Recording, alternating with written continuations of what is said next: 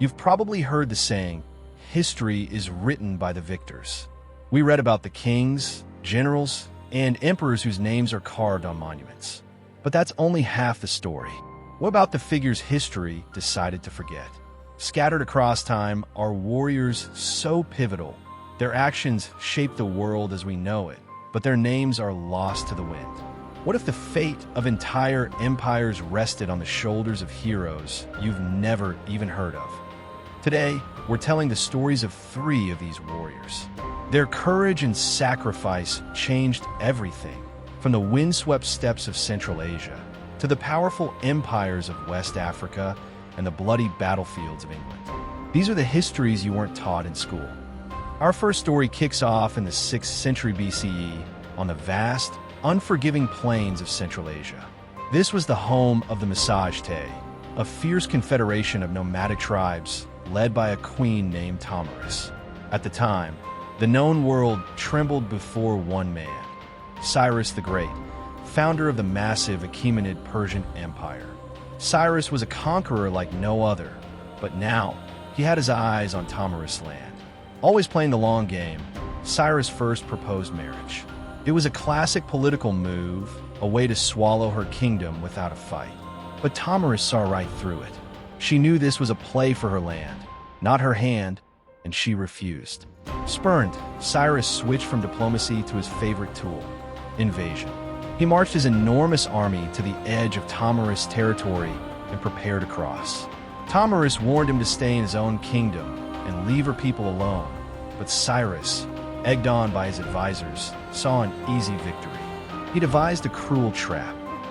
After a small skirmish, the Persians faked a retreat, leaving behind a camp filled with rich food and, crucially, huge amounts of strong wine.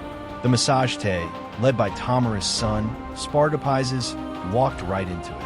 And used to wine, they drank themselves into a stupor. Cyrus's army returned, slaughtering a third of the Massagetæ forces and taking Spartopizes prisoner. When he sobered up and realized the shame of his capture, he took his own life. Tomyris was overwhelmed by grief, but her sorrow quickly hardened into a cold, iron resolve. She sent Cyrus a final, chilling message: leave now, or she would give him his fill of blood. He ignored her. It was the last mistake he'd ever make. Tomyris gathered her forces and personally led them into what the Greek historian Herodotus called one of the fiercest battles of the ancient world. The nomadic horsemen, fighting for their queen and their homes, completely overwhelmed the Persian war machine. The Persian army was shattered, and Cyrus the Great was killed.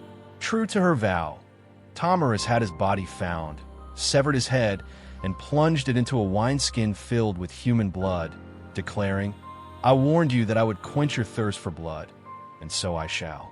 Tomyris' victory was total. She didn't just defeat an army. She stopped the eastward expansion of the Persian Empire in its tracks, securing the independence of her people, the Massagetæ. So why isn't her name as famous as Cyrus's? Her story comes to us almost entirely from Greek sources like Herodotus. With Western history traditionally focused on Greece and Rome, the queen who defeated one of antiquity's greatest conquerors was pushed to the margins, a legendary warrior whose victory defended a nation. From a queen who saved her nation, we travel to 13th century West Africa, to a prince who built an empire from the ground up. His name was Sundiata Keita, and his story is so epic it's been passed down for centuries by oral storytellers called griots, becoming the legendary tale of the Lion King of Mali. Sundiata was born a prince of the small Mandinka kingdom around 1217, but his childhood was anything but royal. A prophecy foretold he'd be a great leader, yet as a child, he was sickly and couldn't walk. This disability, strangely enough, saved his life. When a rival king, Semengirukani, conquered his home, all 11 of his brothers were killed.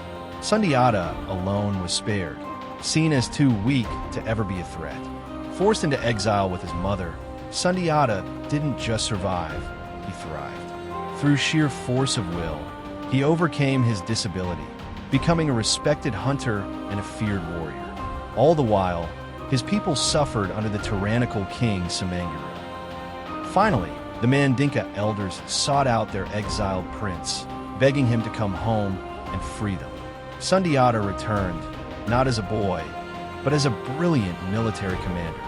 He united the feuding Mandinka clans into a single, disciplined army. At the Battle of Karina in 1235, Sundiata faced Samanguru's powerful forces. The epic tells us that the battle was won when Sundiata, using a special arrow, grazed Samanguru and stripped him of his magic powers, causing the Saso king to flee. With this victory, Sundiata became the first Munsa, or King of Kings, of the new Mali Empire. He established his capital at Niani and spent the next 2 decades creating the foundations for one of the largest and wealthiest empires in African history. He seized control of the vital trans-Saharan trade routes, commanding the flow of gold and salt that made Mali a legend. The empire he built would later see its golden age under his grandnephew, Munsa Musa, often called the wealthiest person in all of human history. Sundiata Keita was the architect of a civilization that shaped West African culture, language, and laws for centuries. So why is he often overlooked in world history? His story was kept alive not in books that made their way to European libraries, but in the powerful oral traditions of the griots. His legacy is a powerful reminder that history isn't just what's written down, it's also what is spoken, sung, and remembered by a people. Our final story isn't about a queen or a prince. It's about a single, anonymous soldier whose name is lost, but whose final stand became legendary. The year is 1066, a turning point for England. The English throne was up for grabs, and a massive Viking army, led by the fearsome King Harald Hardrada of Norway, invaded the north. In an incredible feat of speed and endurance, the English king Harold Godwin's son force-marched his army 185 miles in just 4 days, catching the Vikings completely by surprise at a place called Stamford Bridge. It was a hot day, and many of the Vikings had left their armor back at their ships. As the English army charged, the Vikings scrambled to form a defensive line on the far side of the River Derwent. Their only hope was to buy time by defending the narrow wooden bridge that crossed it. And that's when it happened. That choke point became the stage for one of history's greatest last stands. According to the Anglo-Saxon Chronicle, a single, towering Viking warrior planted himself in the middle of the bridge, armed with a massive battle axe. As the English soldiers swarmed forward, he held the bridge alone. The narrow crossing meant they could only come at him a few at a time, and he cut them down relentlessly. The chronicles, likely with some legendary exaggeration, claim he killed as many as 40 Englishmen by himself. He was an unstoppable force, a lone warrior holding back an entire army, buying precious time for his comrades to form a shield wall. Unable to beat him head-on, the English resorted to a desperate trick. Later accounts tell a wild story of how one English soldier floated under the bridge in a tub or barrel and thrust his spear up through the wooden planks, mortally wounding the giant from below. With their champion finally defeated, the English army poured across the bridge. The Vikings fought hard, but they were eventually overwhelmed. Harald Hardrada was killed, and the invasion was crushed, effectively ending the Viking Age in England. The lone warrior's sacrifice was ultimately for a losing cause, but his sheer courage became a legend. We'll never know his name or his story. He is the ultimate forgotten warrior, a man remembered not for a name, but for a single, awe-inspiring act of defiance that has echoed through the ages. From a queen who avenged her son to save her people, to a prince who built an empire from exile, to a nameless soldier whose courage became a story for the ages.